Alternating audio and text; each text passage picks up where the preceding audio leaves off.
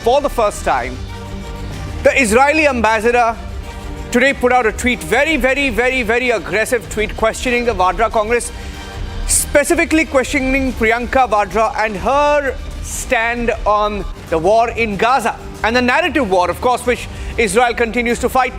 And the big exclusive, ladies and gentlemen, as we break down the details of Operation Synindul, here's what we know. 314 kilometers. It's not 300. It's much more, and it gets better. We have fantastic details of Operation Synindul on the show tonight. 314 kilometers in just 240 seconds. That's how we brought their planes down.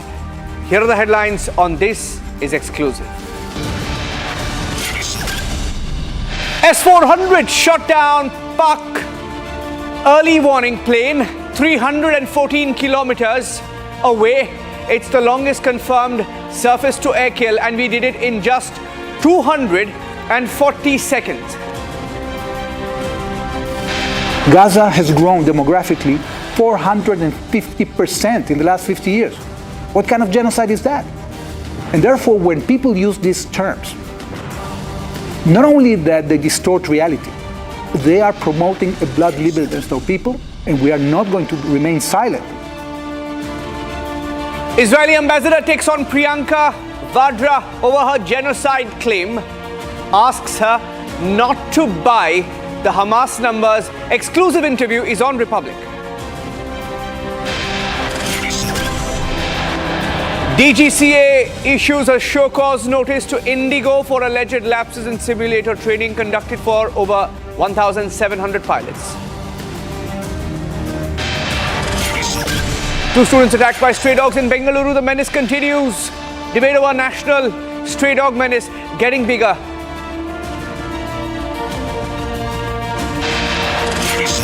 And on Republic today, we have the inside story, not just about the protest, but we have details of how it is a shadow war between the Chief Minister and DK Shivakumar. It's only going to get bigger from here.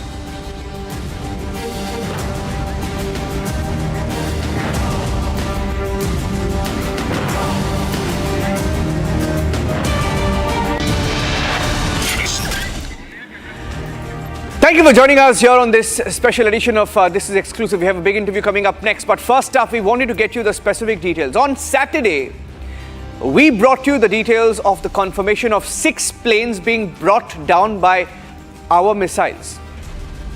S400 missiles brought down a Pakistan early warning plane, an AWACS aircraft. And hold your breath. It was not 300.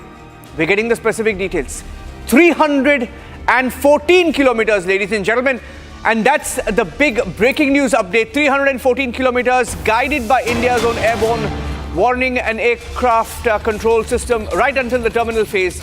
This missile traveled the distance in just 4 minutes. And this is the specific detail we have. It was not 300, 314 kilometers. And a flight time of 4 minutes or 240 seconds. Can you imagine that hit? 314 kilometers in 240 seconds. And that's the exact detail that we have. 314 kilometers in 240 seconds. The S400 shot down Pakistan's early warning aircraft 314 kilometers away, flew in stealth mode till the terminal phase. And this has the lowest radar cross-section. The smaller the RCS, better is the stealth. And that's how the S400 outsmarted the Pakistanis even before they could blink. In 4 minutes, they had lost 1 plane. We don't know whether it was in that same period when they lost all 6 planes. But they were caught completely in a surprise, and we have the full details. On the 10th of May, the hangar housing C-130 Hercules VVIP transport aircraft was hit. This was the Pakistani hangar hit at the Chakala airbase. 2 F-16s were destroyed in Jacobabad. And we have more details that on the same night, another hangar was hit. The Northern PF command and control network went blind after Chakala was hit. And the Indian Army used M77 to target Pakistani posts. Pakistani troops had abandoned their posts near the LOC. And we're getting in more details. I'll go across to Ishan, who will join us with details. Now, Ishan, this is the longest recorded surface-to-air kill that we have in modern history. But the fact that it has happened in 240 seconds, now these are staggering details that will be studied and celebrated for many, many years to come. Yes, these details are important because the previous recorded kill of an aircraft at this distance was of 214 kilometers by Russia. And this Russian kill was during the Ukraine war. Furthermore, these details of the strike are exclusive for Republic. And the details that 314 kilometers was traveled by a supersonic speed by the S400 missile. It was guided by our own AWACS system in the during the attacks. And the important details to note here is that the S400 missile system has a very low RCS when flying with coordinates fed to it by our own AWACS systems, and it only turned on its radar in the terminal phase, which is less than 50 kilometers from its target. And once the missile flying at supersonic speeds reaches the 50-kilometer mark, it is impossible for a target to evade. The Pakistani aircraft that was downed by the S400 system was also an AWACS system which was detected by our AWACS, and in response, the missile was fired from the Indian sides. The S400 missile has a 3-stage solid fuel system. The 3-stage solid fuel system gives it ample amount of time ample maneuverability to reach its target and have a kill. Back to you. Yeah, be with me, because I have some more details that I'm picking up, right? The S400 took down a wide-bodied aircraft, which of course we know by now it's an AWACS/Elant aircraft near the border in Punjab area of Pakistan. Now, what we also are hearing, that the aircraft hit was either a Saab AWACS or a Dassault Falcon 20 Elant aircraft. Now, these are details available. Now, why is this a record kill? Because this is the longest. It's 100 kilometers more than the previously recorded surface-to-air kill. 214 kilometers, as Ishan mentioned.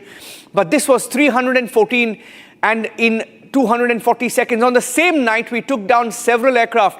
And when we speak to experts, Ishan, they tell us, you know, one particular war analyst said, that is, the air chief has only spoken about taking down aircraft in surface-to-air combat. We don't have a number of how many planes have been damaged in our firing in air-to-air combat. Some estimates putting it at over 20 planes either damaged or destroyed. We don't have that number yet. We'll stick to 6 for now. But this is something that will embarrass Pakistanis for many years. Ishan, if you can tell us a little bit more about the specifics of this hit. The specifics of this hit is that once the AWACS aircraft was discovered by our own AWACS aircraft, this intelligence was fed to the transmitter unit of the S400 missile system. Once the S400 missile system had its target locked, the missile was fired. It used its propulsion system to reach supersonic speeds. Once the supersonic speeds were reached, since the wide-bodied aircraft do not have much maneuverability and it does not have much speed, it could be easily targeted by our own S400 missile. The S400 missile flew for almost 4 minutes before hitting its target, giving the 314-kilometer ranging data. And once the confirmed kill was there, it was then noted that once the confirmed kill was there, it was then data was transmitted back to the Indian side, and it was reported as the confirmed kill. Once the confirmed kill was there, the S400 also has a stealth capability. It was flying in stealth mode for most of its flight, and only in the terminal phase did it switch on its radar. Once the radar was switched on, it was also discovered, but by that time it was too late for the Pakistani side to react or take any elusive action. Yeah. Ishan, be with me, because we spoke to the Air Marshal Anil Khosla, who's also the former Vice Chief of Air Staff. And we asked him this specific question about how and why this is significant. In fact, he's one of the military commanders who also planned Balakot. He was the Vice Chief of Air Staff during Balakot. And he spoke, and he was there when the Air Chief delivered that comment. He spoke about the significance of it. It's a short chunk. Listen in. So I want to get into the details of what our Air Chief has said today, and he's made a lot of critical points. Of course, he has mentioned 6 planes, 5 fighter jets, and there is one air warning plane as well, surveillance plane that has been destroyed, right, in the fire. Operationally, so when you look at how deep we've gone and hit these targets, he spoke about how it's the longest, target we've hit, 300-kilometer range. Operationally speaking, how significant, because you've been there in the headquarters, how significant is this, sir?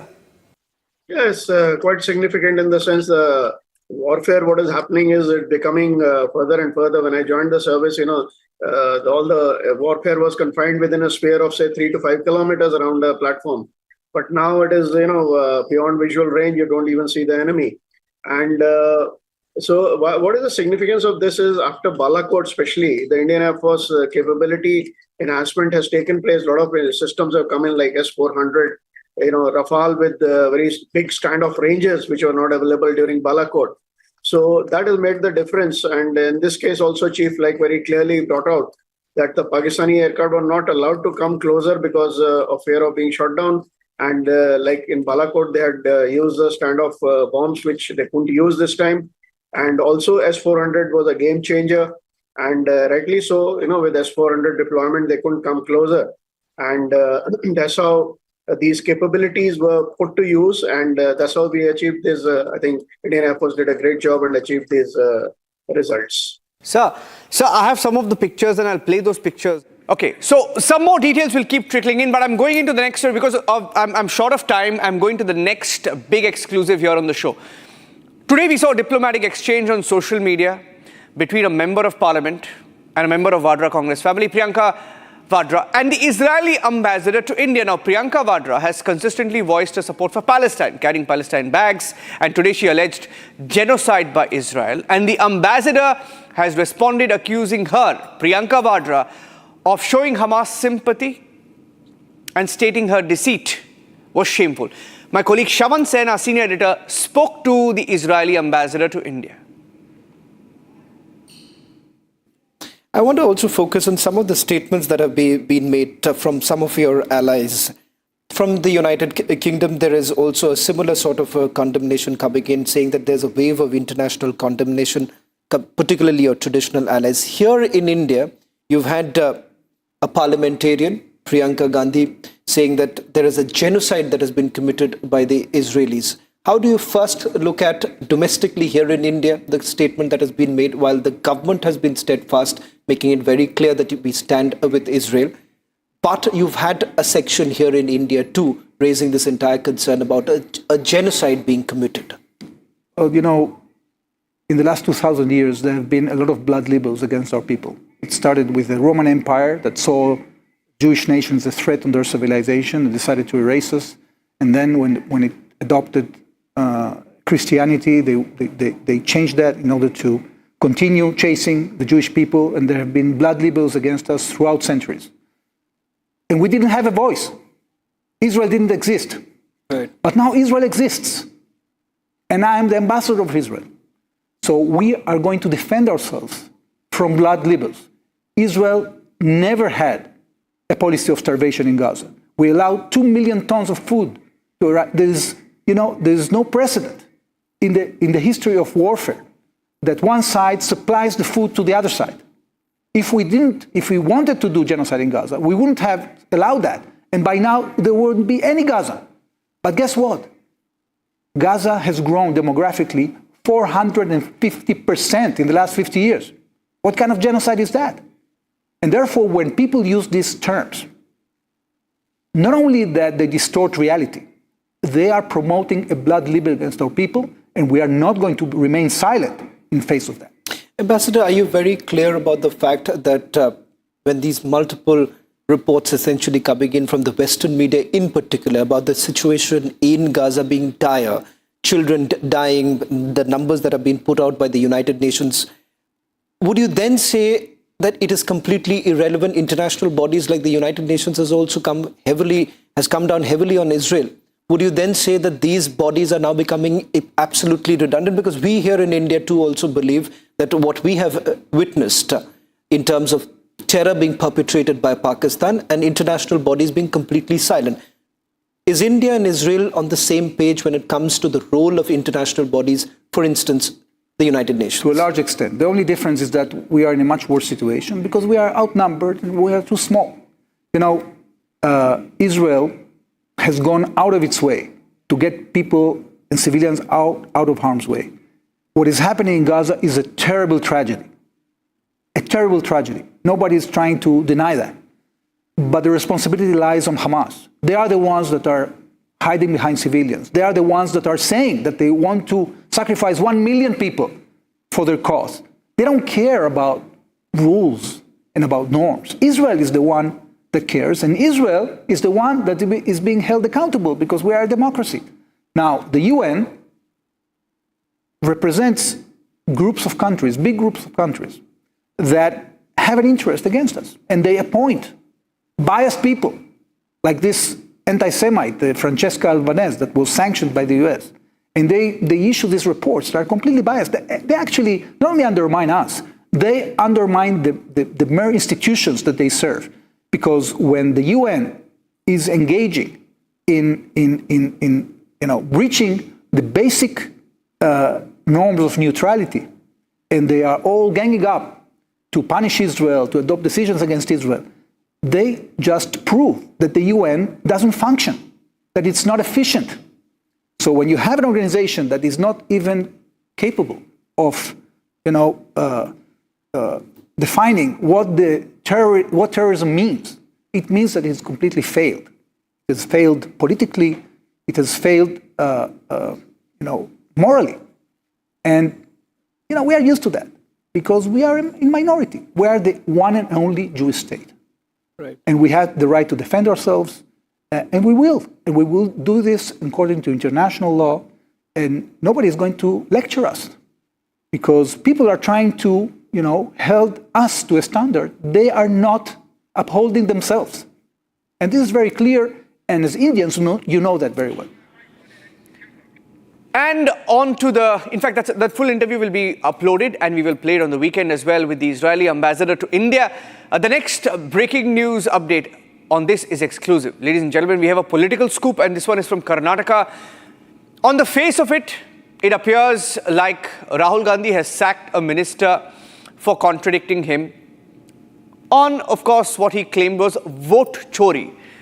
But what Rahul has ended up doing is split the Congress party down the middle in Karnataka. There are more details coming in now, and that's the breaking news update that we have on This is Exclusive.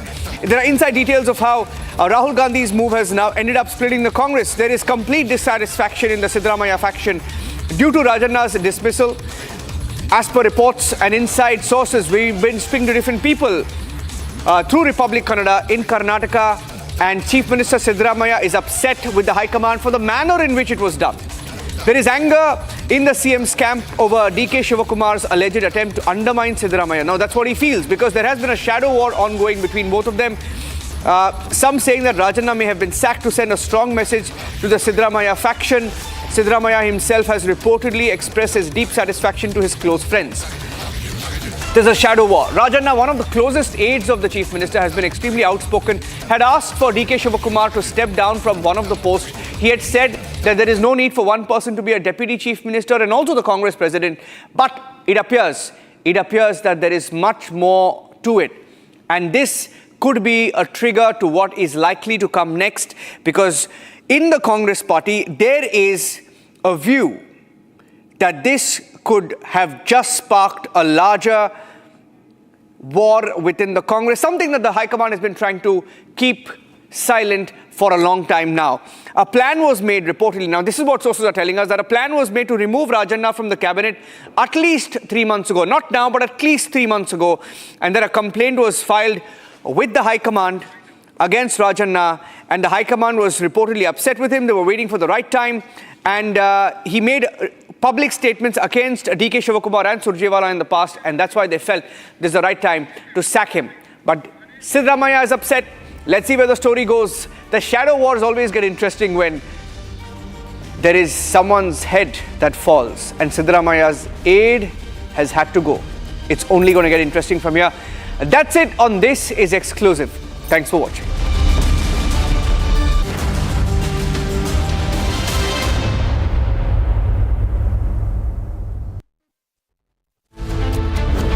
Washington labels BLA as terrorist organization.